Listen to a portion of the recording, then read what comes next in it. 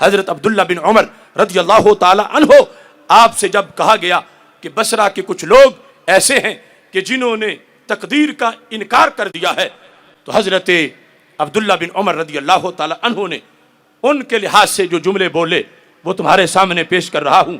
فرما فَإِذَا لَقِيتَ أُولَٰئِكَ فَأَخْبِرْهُمْ أَنِّي بَرِيٌّ مِّنْهُمْ، کہ جس وقت تم ملو جا کے ان لوگوں سے جو تقدیر کا انکار کر چکے ہیں،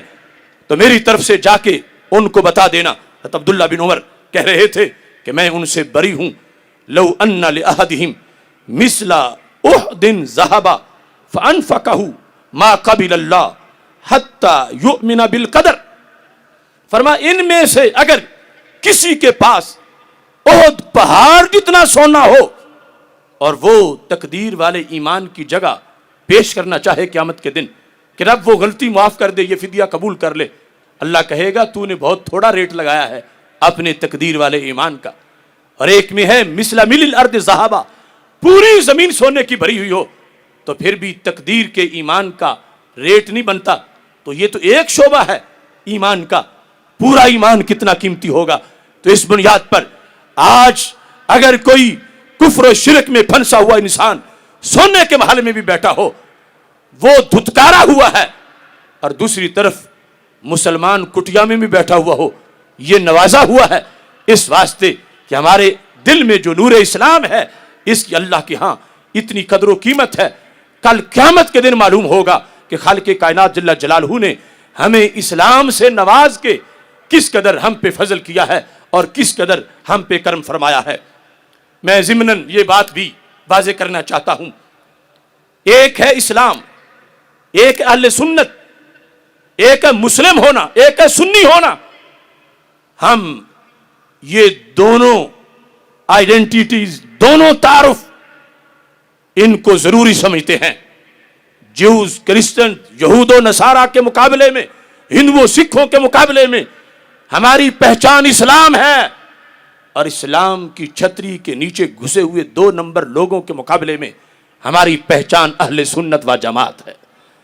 لوگ آج کہتے ہیں جمعہ ہی پڑھنا ہے جہاں پڑھ لیں، بچے ہی پڑھانے ہیں جہاں پڑھا لیں،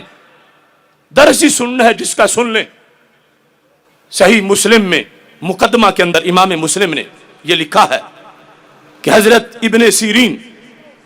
بہت بڑے تابعی ہیں، ان کے زمانے کے اندر کی یہ صورتحال ہے۔ حضرت ابن سیرین کہنے لگے کہ لم یکونوا یسألون عن الاسناد، پہلے جب کوئی حدیث بیان کرتا تھا ہم سند پوچھتے ہی نہیں تھے، سر جھکا دیتے تھے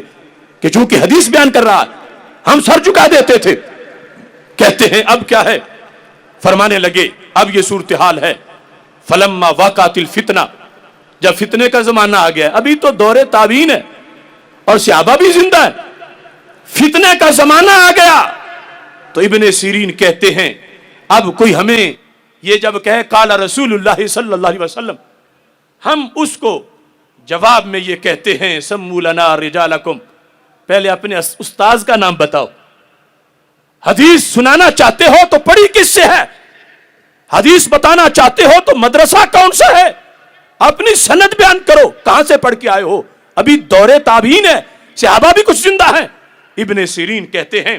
اب صورتحال یہ ہے فَيُنْظَرُ إِلَىٰ أَهْلِ السُّنَّةِ، اب ہم ہر کسی کی حدیث نہیں سنتے، صرف سنی کی زبان سے حدیث سنتے ہیں۔ آج پلپلے لوگ، صلح کلیت والے یہ کہنا شروع ہو گئے کہ امام احمد رضا بریلوی نے کوئی شدت اختیار کی۔ میں کہتا ہوں یہ تو دور صحابہ ہے، یہ تو دور تابعین ہے، یہ تو صحیح مسلم شریف ہے، یہ ابن سیرین ہے، وہ بتا رہے ہیں کہ اور خطبہ تو اور رہا اور تقریر تو اور رہی۔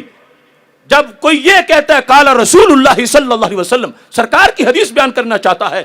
تو ہم یہاں بھی چھان بین کرتے ہیں، ہم یہاں بھی چیک کرتے ہیں کہ سنانے والا کون ہے، سنی کس سے تھی، استاذ کون ہے، یہ ہمارے اسلاف نے پہرا دیا۔ آج ان چیزوں کی کمی واقع ہو رہی ہے، ہماری ساری قوت مسلک سے ہے، ہماری ساری قوت اعتقاد سے ہے۔ صلح کلیت کا مرض ملت کو کھوکھلا کرنے کا مرض ہے، اور یہ جو مدینہ منورہ سے پیغام آیا ہے اسلام کے لحاظ سے، عقیدے کے لحاظ سے پختگی کا، یہی پیغام امام احمد رضا بریلوی نے دیا ہے، یہی داتا گنج بخش حجویری کا پیغام ہے، یہی مجدد الفسانی کا پیغام ہے، یہی شیر ربانی کا پیغام ہے، یہی حضرت حافظ الحدیث کا پیغام ہے۔ اس واسطے اس کو کوئی تنگ نظری نہ کہے، یہ شروع سے بات چلی ہے۔